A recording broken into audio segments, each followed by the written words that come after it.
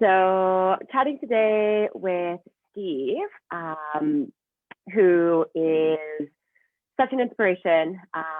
He had been on a journey with the skin for years, and he has such an inspirational story. He was just, had debilitating eczema and tried it all. So I know there's a lot of people out there that kind of have lost hope, and they've been told that they just have to deal with it, and they've done all the things, tried the diet, tried the different protocols. A very similar situation to Steve's journey. So I thought it would be helpful to have Steve on, just so you can be inspired and understand that even if you feel like you've tried it all, there's always more that you can do. And then even for the people that are on their healing journey, that even if you are caught in a flare, that there is light at the end of the tunnel. So welcome, Steve, and thank you so much for having a chat.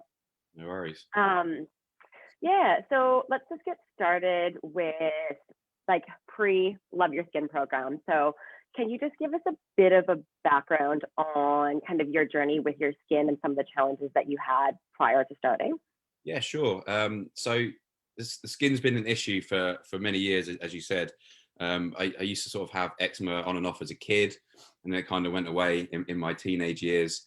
No, don't know why, just did. And then it sort of came back in my mid 20s, sorry. And it was quite bad, but did a bit of dieting, cut out things like dairy and the usual things that you're told to cut out. And actually, cutting out dairy really helped me. But then in my my early 30s, it came back with a vengeance, real bad, like the worst it's ever been, where it sort of broke out all over my face and my eyes were weeping and swollen, and it's sort of all over my neck and my arms, and that was a very rough time because I didn't know what was going on, what was happening.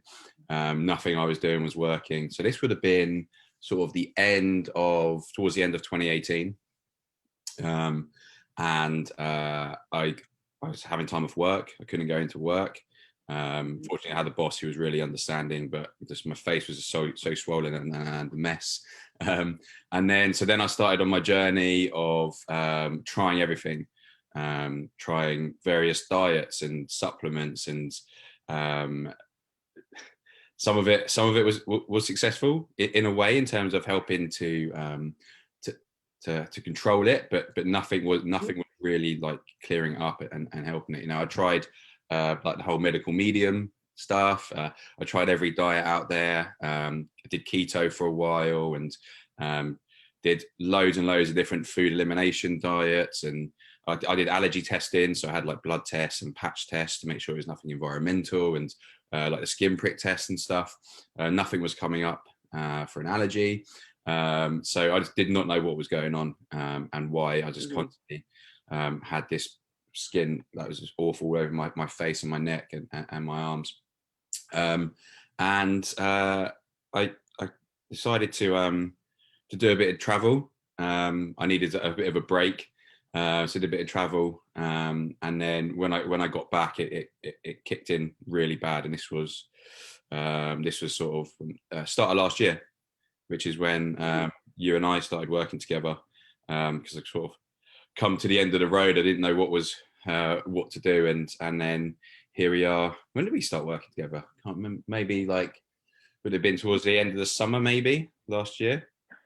Because we spoke before you started the program. We actually spoke a couple months before. Yeah, and that's actually an interesting one as well, because, and I get this a lot with people, it's like, oh, I'm not actually that bad at the moment, and I feel like I can do some of these things on my own, or I'll just try, you think that you can do that, and like, yeah, I mean, you have to ask for help at some point. So I think that's actually a helpful point as well for other people.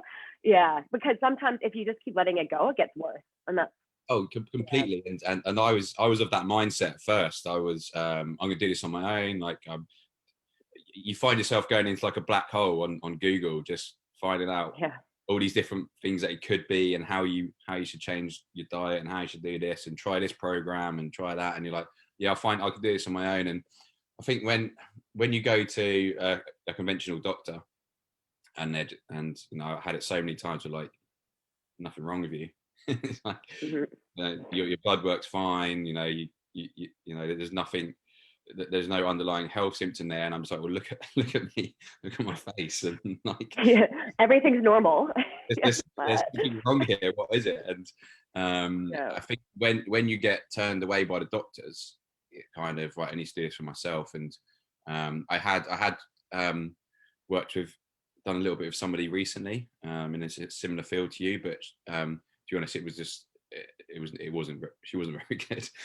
So when I found you and started working with you, it was kind of, whilst it was a tough time, I look back on it as like such a great decision, because I'm here now with pretty much clear skin, and I have my life back after after being in a pretty dark place. Yeah, because that was like going back to like where you're at the beginning, because you, out of everybody that I worked with, there's actually another guy in the program as well. I always tell him, I'm like, you're very similar to another guy. You're just very motivated and disciplined, and like you do everything. Like showed up every week, and anything I suggest, you would 100% do it. Like A for effort all around, and all the gold stars. So because you are so disciplined, and you had success in the past, you're just like, oh, I can do this on my own, and I know that this will go away, because that was the pattern in my skin before. But then it ended up hitting that tipping point. Yeah, I think that was the thing, because I had it in my mid-20s, and I managed to clear it up by like cutting out dairy and things like that. It kind of, when it happened again in my 30s, like, oh, it's just something I need to cut out, or like I need to cut out gluten or cut out sugar or something like that. So I was like, yeah, this is fine, I'll find out what it is. And then months go by, and it's just getting worse and worse, and the things that used to work before are no longer working. And that's when you get it's that tipping point, and it's just like, like what do I do? And in terms of sort of like the commitment and the effort, I was just so desperate to get to the bottom of it, and get my life back. The photos that you shared for this chat, meaning the sea in that photo, I mean, as I deleted all my photos a couple of months ago, because I didn't want them on my phone anymore, of how bad I was, and I hadn't seen any photos. And then you shared that one yesterday. I was like, wow, yikes. That was bad. Swollen and just all dry, and I just look like a different person.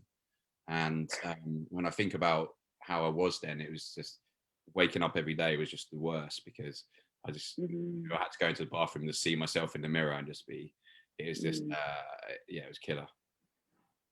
Yeah, it is honestly just amazing to like be on video with you now. It's just so great. So obviously, we're on video all the time, and you just have so much life, so much personality, and like I knew you had that in you. Like you still had that positive attitude the whole way, but there were some rough times for sure. Oh, definitely. I think in the autumn, it was the peak, was the worst in that sort of October, November time. That was when it was just sort of all over face, on my chest, and that was when I was like not being able to sleep, just had no energy, digestion was all over the place, mental health, I was in a deep place mentally, those few months there were just awful, but it's at the time you're like, is this ever going to get better?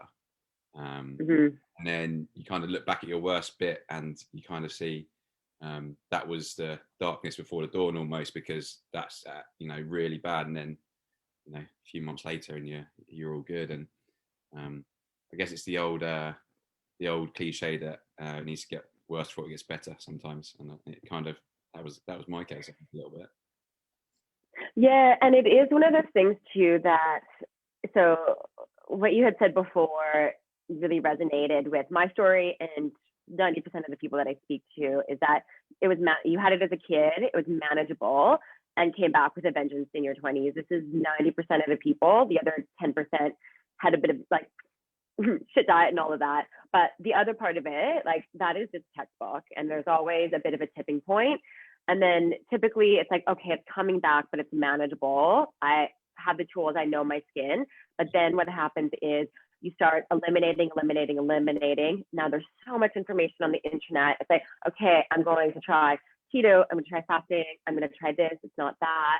But then what happens is that you keep restricting, and then nutrient deficiencies. And then, you know, when we got some of your test results back, we saw the damage from being on these restrictive diets. Yeah, I think that's one of the biggest issues that drove it all. You know, doing all these diets, and I'm just thinking now, all the things that I used to try and all the things I used to cut out, you know, even, you know, the keto one was probably the worst one that I did. I actually, when I did the keto, I obviously went like 0 carbs, 0 sugar, but I went too extreme, like no carbs whatsoever. I did that for maybe 2 or 3 months. This was actually during the first lockdown we had here in London. And it actually saw some improvement in my skin initially. So I was like, oh, this is working. But obviously when I came off the keto eventually, well, for start, I lost so much weight. I lost so much weight doing that. When I came off the keto and started eating normally again, the skin just came back. And as you say, when we did some testing, I can kind of see the impact that doing that diet had on my gut. Like, you know, this destroyed it in terms of removing fiber and carbs and things like that. So I think that I did more damage through trying to do these diets on my own than if I'd done it with somebody myself. So yeah, whilst you can get stuck in a black hole when someone goes, oh, try this diet, try that, you need to be careful that you're not doing yourself more damage by doing those diets. I'm extreme as well. I cut out so much stuff. So I don't really eat dairy anyway for the last few years, but then I went like gluten-free, cut out sugar, caffeine, but literally so much stuff I cut out of my diet. And I had like withdrawal symptoms from cutting out all of this stuff, especially like going like caffeine-free, sugar-free, all of this sort of stuff. Yeah. You know, got headaches, and it was it shows how much your body is kind of reliant on those kind of things every day. Yeah, especially the stimulants coming off of it. And it's one of the things I do always try and tell people, that if you feel like you're getting addicted to something like caffeine, then just test yourself and come off of it. Because if you're using it as a crutch, I mean, this is after you're out of like a disease state and whatever, but if you're using it as a crutch, it's not a good sign. So you should be able to function normally. But yeah, it is interesting. So many people, most of the people that I do work with have already cut out sugar. But if it's the first time cutting out sugar, I always preface that it's hard. Like, you're going to have like headaches, you're going to have come downs, you're going to notice that your brain's like it's obsessive. Yeah, it's like, think about it. It's crazy the impact it has. Crazy. Sugar for me was harder than caffeine. I mean, I drink caffeine now, and I eat a little bit of sugar, but I'll still always be low sugar, because, you know, having seen like the effect that it can have on you know, the inflammatory effect it can have. But yeah, I guess I learned a lot from all of that dieting, and in terms of how to just eat healthier. That's the one thing. Because some of them were so extreme and didn't help and made things worse, it helped me to learn how to eat healthier anyway. That's one of the takeouts. Yeah, and one of the things is just like adding food, because it can create a really bad, doing all those restrictive diets can create a really bad relationship, and then you have trauma. And I was very much so in the same boat, where it's like, no, this food is bad. And then when you try and reintroduce it, you have this trauma associated with it, and you get scared, and that stress can almost trigger reaction as well. Yeah. But once you can get past that mental part, adding food back in is actually the key. I remember after I did that keto diet, I was scared of carbs, genuinely scared of eating carbs, and I was only doing it for 3 months, and then I started, and I did develop a bit of a food fear. But at the time, it is a bit of an eating disorder, right? Because you start getting scared of certain foods, and I'd be like obsessively reading, oh no, there's something in that in that food I can't eat. And it was just fueling an unhealthy cycle in my head. And at the time you don't realize it, and now you look back like, wow, what, like I did definitely develop an issue with eating. So I mean, obviously diet is very important when you're trying to heal your gut and sort your skin out, but I think you just have to be careful with it. And when we were working together, I think one of the major turning points was when we did expand my diet, and Christmas time, and that's when we first really started to see the improvements starting to come when my diet was broadened out. Yeah, and that was a point. It was around Christmas. It was also COVID. It took a little while. They lost your test results. But once we were able to get that, because that was a missing piece of the puzzle, we had done other testing, but once we got those test results, it was definitive. And then we had some answers, some good data. And then we're like, all right, this is how we're going to use food as medicine. And like I said, you're very good at just doing what you need to do. And then, broadening your diet was definitely the key. And then also, we had a healing protocol. And I always try and tell people, you can aim blind in the dark, right? But that's going to get you absolutely nowhere. It's going to extend the healing time, and what can happen, a good situation. And I don't want to discount what people try and they do, because it's still data, what works and what isn't, but it can get you in a place where you do more harm than good. So it's good to have like subjective data in terms of looking at symptom scores, objective data, getting some tests done, figure out the problem, then find the solution by putting together a healing protocol and use food as medicine based on that. Yeah, 100%. I think a lot of the mental trauma of when you've got a skin issue, whether it's eczema or psoriasis or whatever it is just that not knowing why, and you're trying to find out so many things, like what is it? What is driving this? Is it my detergent? Is it my shampoo? Is it this food I'm eating? Like, what is it? And I think when we first started working together, we tried a few things, right, like low histamines and a few things like that. And it wasn't those, but you had an inkling that it was an infection potentially. So I think when we did get around to, we decided to do a test and do a GI map, getting those results and seeing that, oh yeah, that's what it is.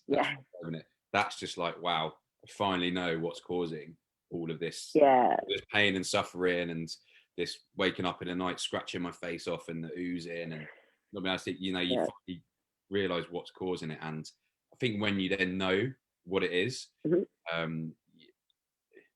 makes everything easier, because it takes a lot of the stress out of it. Whilst you're still suffering and sore skin and stuff like that, the fact that you know what it is, it just takes a little bit of the weight off, and you just know, right, if I keep doing these steps, we can get through this, because I know what it is now. And rather than, you say, like throwing darts in the dark, you can actually target and work on something specifically to try to cure it. And when you know what it is as well, you kind of look back and you go, oh, I know how I got there. Like, I know how I got to such a disease state. When you know what it is. I mean, obviously with me, I think we can pinpoint back to my use of antibiotics extensively when I was sort of in my teenage years, and I used to get tonsillitis regularly. So doctor would always give me antibiotics, and I just used to chuck them down there and not really focus on it. And that combined with just a poor diet and a lot of alcohol and stuff, which is easy to do in your teens and 20s. Just slowly, obviously, just broke down over time my gut, and then with the test results showing that I had a bit of a parasite in there as well. So the infection that we thought that I had was obviously eye-opening. And I don't know what your thoughts are, but maybe the fact that my gut health had been so bad that it was just easy for a parasite to sort of take over, and then just having no good gut bacteria in there. I mean, like zero good gut bacteria in there. Quite alarming. It's quite alarming, as well as some other things like leaky gut. And I think just doing that test and finally knowing like what was going on and had been an issue for so many years was just light bulb moment. So good. And a lot of people can go down the rabbit hole of I like blindly doing these parasite protocols, which, side note, saw another GI map recently, and by taking antimicrobial herbs, which are natural, people think that those are okay. It can still do the same damage because you use those to get rid of parasites, so it still gets rid of the bad bacteria as well. Yeah, so a lot of times people will focus on just killing them, but like what we saw with yours, there's a reason why this opportunistic, and also some of the opportunistic bacteria overgrow, because you have a non-optimal and really low levels of good bacteria. So your immune system isn't there to kill it off, which is a big misconception with a lot of people. So that's like the aim of the game with yours. Yeah. And I think I mentioned earlier, I did a little bit of travel. Yeah. And I traveling to places like Morocco and Indonesia and places like that with my gut in such a bad condition, probably did not help one bit in terms of the picking up stuff that from water and things in countries like that. It probably didn't help for them when I got home from that trip and just had a massive flare again.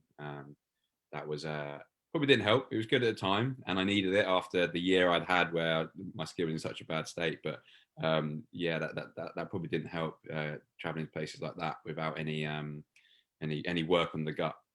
But yes, look, I wish that I'd known about the gut impact on skin like a lot sooner in my life. I know it's still quite like a new area in terms of like gut health and skin, but when I look back to when I in my 20s, when I was having bad flare up, and I identified dairy as a trigger and cut out dairy, and then it sort of cleared up for a few years. That was the first warning sign, the fact that dairy was causing this, rather than going, oh, I'll never eat dairy again. I should have gone, well, why?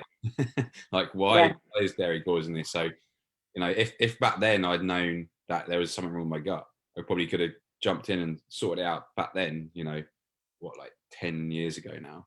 And it would have been easier probably to fix and a lot less painful than in the last couple of years when it got to that state. Yeah, and also because it's interesting, like with pretty much all clients, a lot of times they'll say, like, don't know why this happened. I've never had food intolerances. Like, there's no reason, and all of a sudden these all popped up. But always, you can do a timeline of events and always backtrack. Like we put together all those little pieces. Also, like chronic high stress, usually a tipping point is actually the emotional aspect for the majority of my clients is a tipping point as well, because that stress, like the brain skin connection, is just one of the crucial parts. And you've done a lot of work and you're in a great space now, but that's like long-term controlling your eczema, because it's not about curing it, just controlling it, knowing your triggers, know what you're working with in terms of your diversity in your gut, those different types of triggers. That's the key. But yeah, so with yours, it's interesting because we did have a conversation about just recently, and you're just like, kind of like, you've been going out to the pub, enjoying yourself, having alcohol and enjoying good food.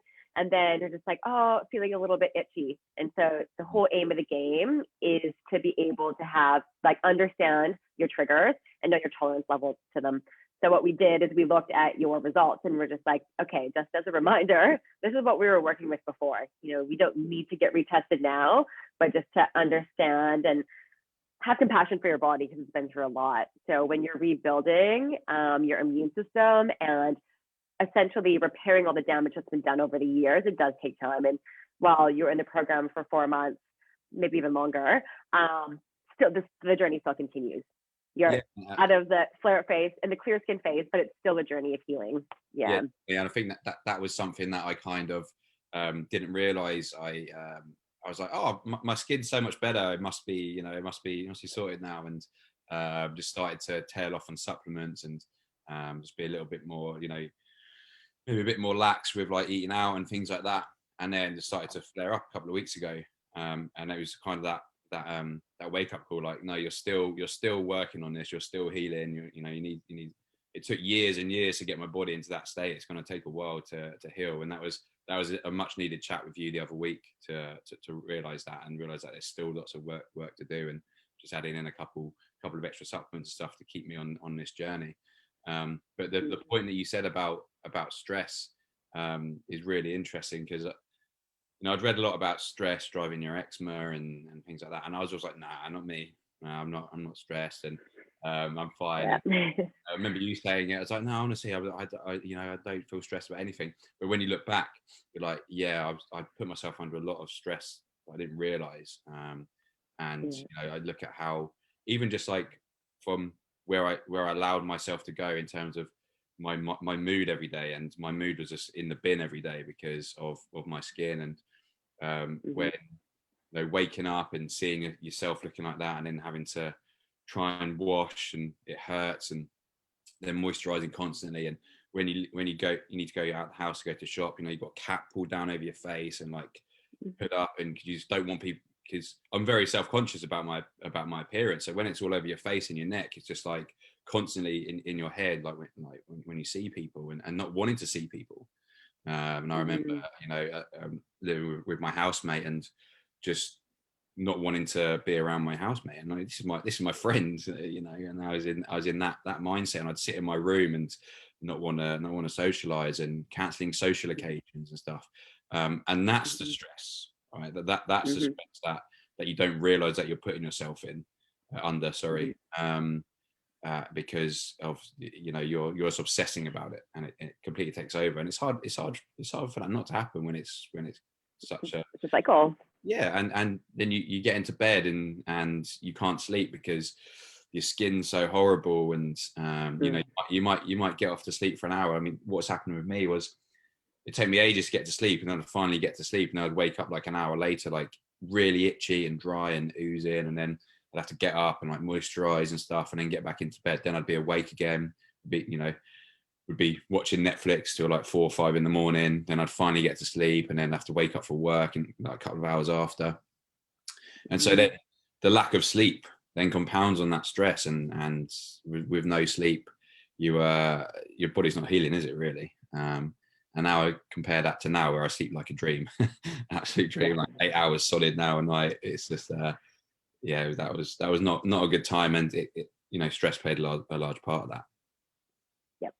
And that's a hard one, the stress flare-up cycle. That's a hard one to break. But and it is interesting, because a lot of times people are like, oh, I'm not stressed, I don't have that much anxiety.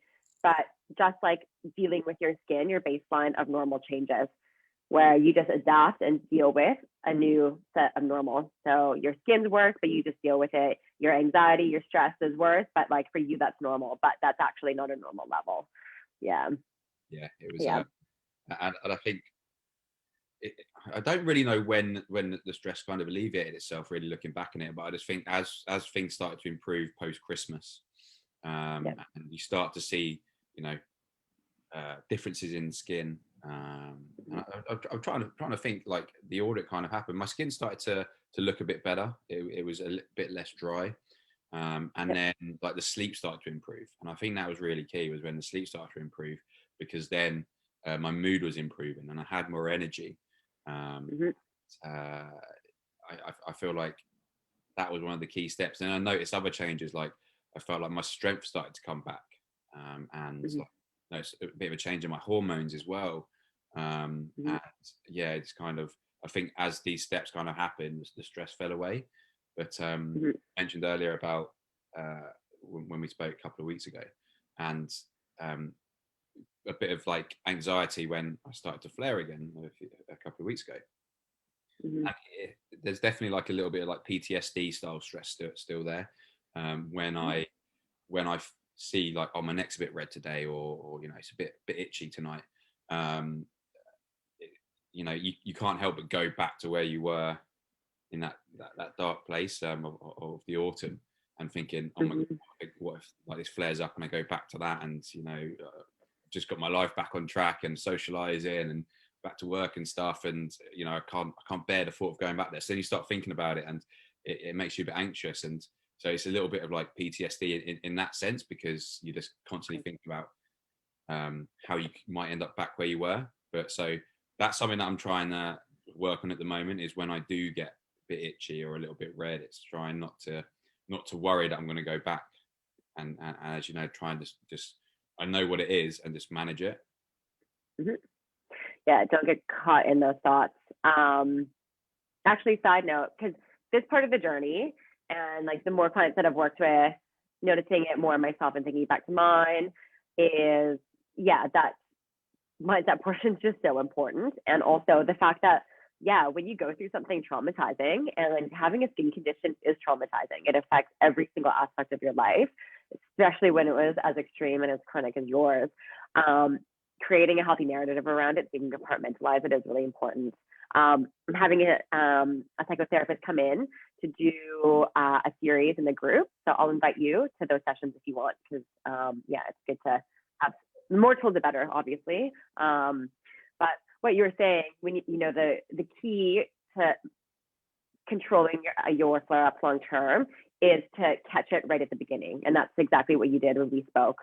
So instead of like when we can think back, oh, you know, when our skin, we wouldn't have been in tune with our body when our skin first started to flare, like, you know, the stepping stone. So when you can catch it right away and you reached out, like that's exactly what you want to do, because you, at the first sign of flare up, you want to be able to say, okay, what am I doing now that's triggering it? So understanding all those triggers and all the data that we've collected from yours, so you can right away either back off of certain things and then add food as medicine and different supplements. And that's how you control and flare ups, and that's how you prevent them. Like, and the interesting thing, and we saw this like very stock standard when we spoke every week, we would be saying, okay, like chatting about the flare up phase. Okay, so your inflamed phase is reducing. We're getting a little bit longer in the clear skin phase, and that was a little bit of a crutch to hold on to. And then eventually you're in the clear skin phase, and then you might feel the first signs. It's different for everybody, but a little bit of tingling. Okay, hang on, there's my red light. What do I need to do? Yeah, definitely. Yeah. And because my eczema, it wasn't like I'd flare up, then I'd go down, and I'd flare up. It was just every day was this one long flare, wasn't it? And then eventually start to see, oh, there's a good day, and then there's two good days next to each other, and then eventually over time you end up going like, I've had a week of clear skin, and then like do it. But I think yeah, that it's like trusting the process, where, you know, Yeah. and if you do start to flare, you do start to get tingly or whatever, it's just you like just trusting that process and knowing what to do, and like speaking to you helped the other week, because it was like, I'm still healing. I just need to remind myself I'm still healing. I'm still need to take these supplements and eat healthy. And you know, my diet is great. One of the things from your course was I loved cooking all the meals. I've never been much of a chef or a good cook, but just really enjoyed cooking. It probably helped that we were in lockdown here at the time. Totally. Yeah. 3 meals a day and nothing else to do really, and I just learned so much about the kind of nutrients you need every day, and vegetables and the fruits, and what a balanced diet really looks like. And even now, if I go out, like last night, I was out because England were playing in the Euros, and it was it was a big night, few drinks and some rubbish fast food. But today I know, okay, right, I just need to be super clean and healthy today, and it's finding that balance. But I in my head, I know all the nutrients in a day that I try and get into my body, whether it's certain fruits or vegetables or certain herbs and spices that I try and have, or certain seeds or nuts or whatever. I've always in my head, I've almost got like a little bit of a checklist every day where I just go through and or have I had like today? Have I had like some berries? Have I had like love it, turmeric and whatever, you know? So I checklist, but just something else I just thought of as well was another key part of it, and it's part of my daily routine now. When I was, you know, in that bad place in the autumn, I just wasn't exercising at all, because I had no energy. I wasn't sleeping. I felt like crap. If I sweat, it would just be so painful because it just all be stinging, and then have to shower and deal with all that drama of showering. And I actually developed a bit of shower fear during all this, because it was such a horrible thing having to wash and then deal with that. And so then I was like, well, I don't want to shower, so I'm not going to exercise. And so then I ended up that didn't help my body. I've always been quite fit and active guy and play a lot of sport and go to the gym. But then when we worked out what was going on and we started to take steps to sort out the gut, I started to increase my exercise. And I remember a few times she was like, right, this week I'm gonna go for like 3 runs, and then the week after, like, this week I'm gonna try and do something every day. And I was slowly like set myself those goals to get back exercising again and just push through, even though it was horrible at times in terms of the skin stinging and burning.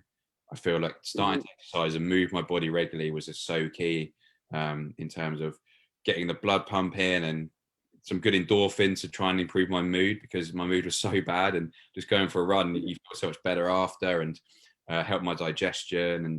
And now I go to the gym every morning before work, and it's just part of the routine. I get up, go to the gym, come back, breakfast, work, and it's just, I feel like that's such a key part of the past few months in terms of rebuilding my body and keeping, keeping my spirits up and my hormones and getting stronger again. It was so, I lost a lot of weight, as I said, through the various dieting and then not eating properly and not exercising. And now I just feel fit, strong and healthy. And I feel like the exercise thing's quite key to that, actually. So I'd encourage people to try and get some movement every day. I tried a bit of yoga, but it's not for me.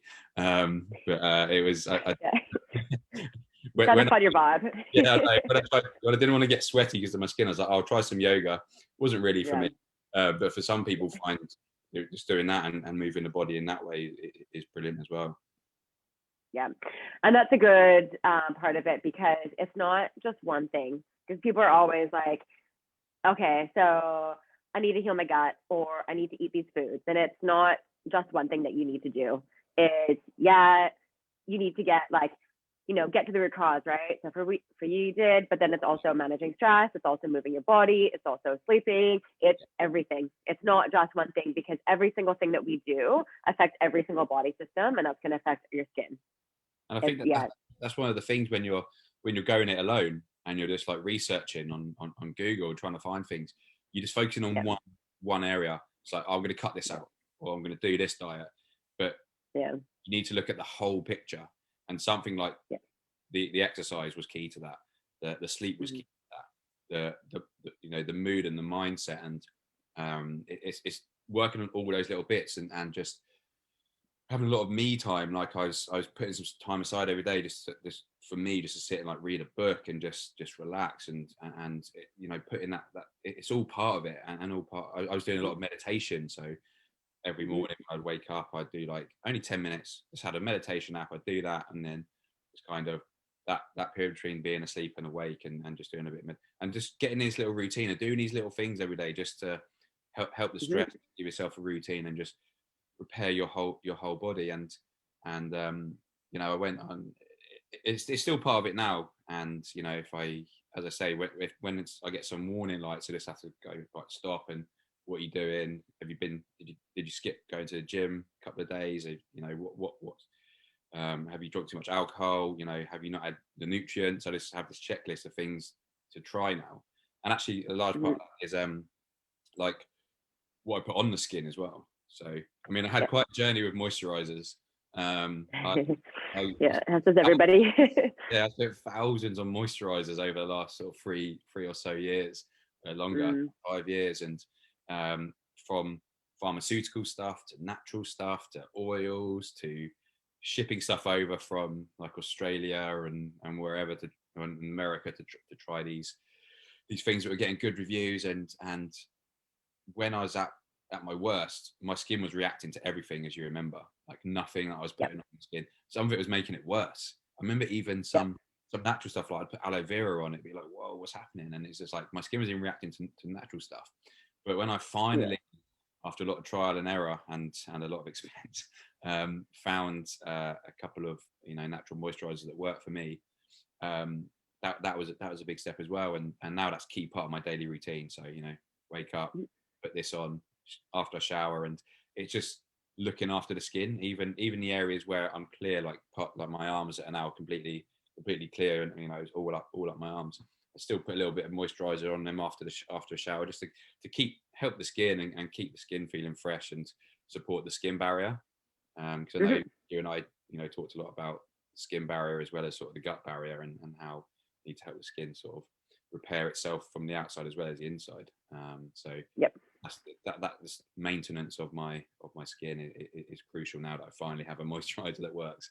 Yeah. Yeah, and that's the thing, is that there's so many aspects. So if you're different because you're very motivated and disciplined, so if I gave you 20 things to do, you're a rare one. You do all of them, but for the most part, when you say, like, everything that you just listed off there, doing meditation, doing movement, doing the food, cooking, doing a checklist of all the nutrients, moisturizing, doing all of this, like, that can be really overwhelming for people.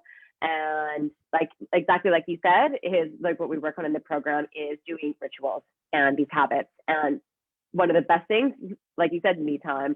So yeah, what we do, I mean, we went through a different process with yours, how to customize it, because you were, in a very special space, let's say, but it is just about doing one thing at a time, because exactly like you do now, you have this routine.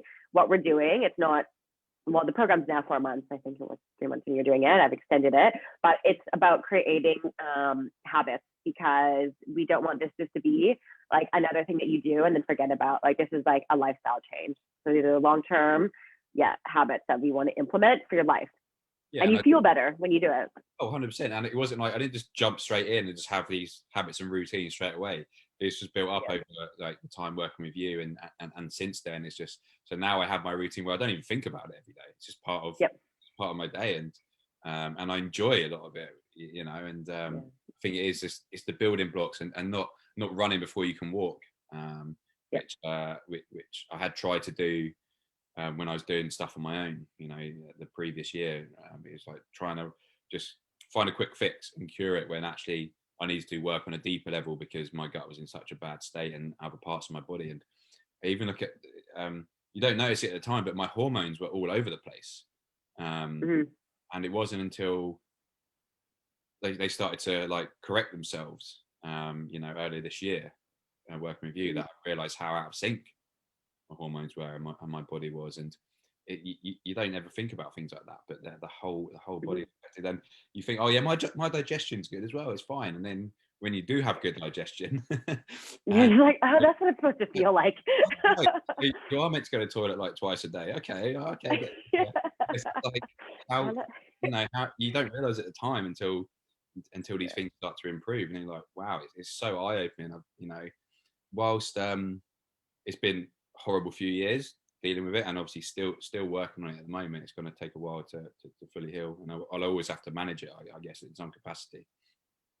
Just learned so much about myself, and like just the human body, and how to look after yourself. And I mean, it fascinates me now, the whole gut health thing. And I've told so many of my friends and family all about gut health, and you need to you should eat some food, you should take your probiotics, like you need to do this, you need to do that. And everyone's like actually really fascinated now when I talk about love it. when I talk about gut health, and the impact it has on everything, from like skin to, if you have IBS, to your mood. Like my little brother, for example, he gets really bad like anxiety, and a few issues like that. And he started working on his gut health, because we were reading together about how gut health can impact your mental health and your mood, and he's already started seeing improvement in his general sort of so now you're helping people. How great. Yeah, we've got a family friend who's suffering with psoriasis, and he's I was speaking to him, and he's started to look into it, and already noticing some changes. So like, it's just typical process. Yeah, I just it was such a horrible time, but I feel like like even doing something like this today, just like telling people about it with you, and just any way that you can help people, because you feel so lost. I think that was probably the best word. It is lost, and like the despair of, you don't know what's going on or what's causing it. So if you can just say to somebody, when you have a look at this, or when you speak to this person, or you just a little bit of light for them to, at the end of the tunnel, maybe for them to go and have a look at, or speak to someone about. I think it's so important, and no one really knows what it's like to have such a bad skin condition until you have it.